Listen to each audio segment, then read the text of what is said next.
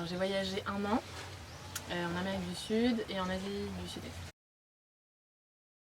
Être en backpack, c'est voyager en sac à dos, donc voyager avec son gros sac à dos, être indépendant. Tu voyages pas organisé, t'aimes bien tout faire par toi-même. Éviter les excursions organisées, éviter d'être avec plein de monde en même temps. Avoir vraiment cette liberté de je me plais ici, je vais rester plus de temps que prévu. Ouais, pour moi, backpacker c'est aussi vraiment laisser une place à l'imprévu. T'as pas prévu exactement ton voyage, tel jour je vais faire ça. Voilà, tu te sens vraiment libre, t'as ton sac à dos donc c'est hyper facile de bouger, de prendre tous les transports en commun.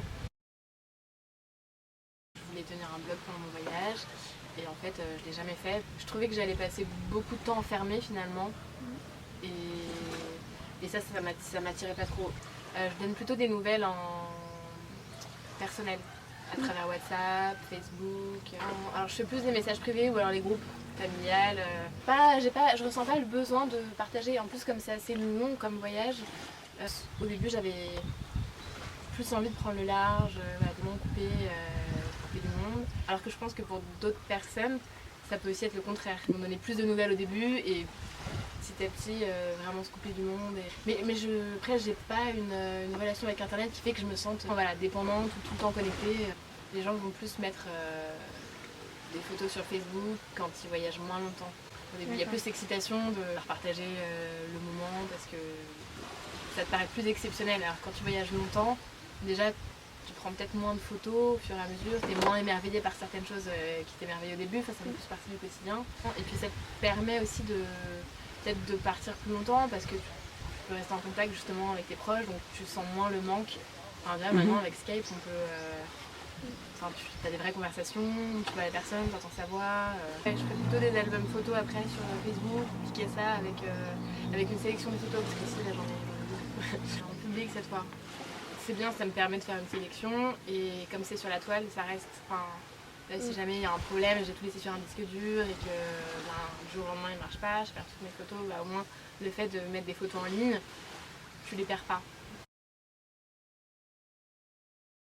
J'ai pas mal utilisé internet, donc surtout en amont, j'ai pas mal regardé les blogs d'autres voyageurs. Il y a plein de tout du monde qui tiennent des blogs pendant leur voyage. Ça m'a aidé pour constituer mon budget, pour faire mon itinéraire. Donc pas mal les blogs et les forums aussi. Comme quand tu demandes à des amis ou de la famille qui sont déjà allés à un endroit où tu as envie d'aller, tu leur demandes des conseils, là c'est un peu le même principe. Ça me donne pas mal d'idées. C'est une recherche assez ciblée, tu vois, je sais que les gens qui écrivent sur ce forum, généralement pas tous, mais pour la plupart, ils recherchent les mêmes choses que moi.